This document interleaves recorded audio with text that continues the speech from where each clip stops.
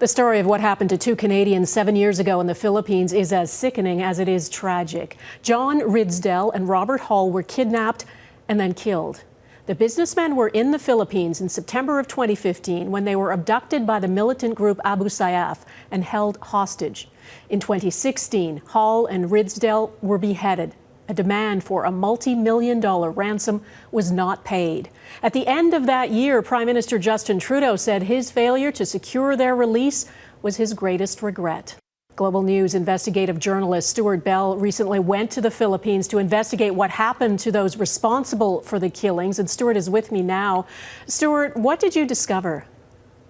Well, it turns out a major manhunt has been underway in the Philippines for the last couple of years.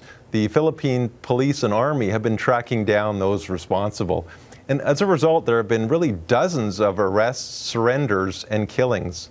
And our investigation found that almost all the key members that were responsible for the killing and kidnapping of these two Canadians are either behind bars or dead.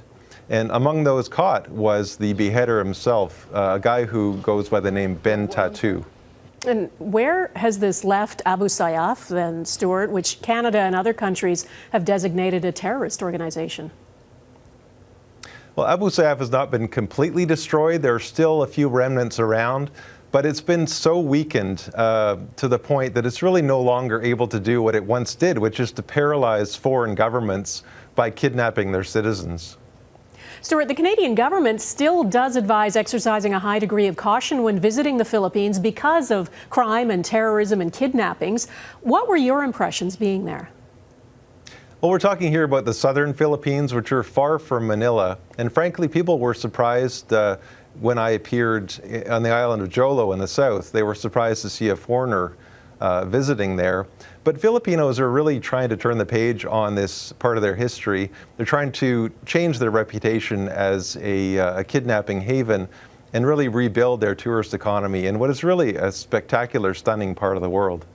All right. Stewart Bell, who's recently returned from the Philippines, talking to us from Victoria tonight. Stewart, thanks.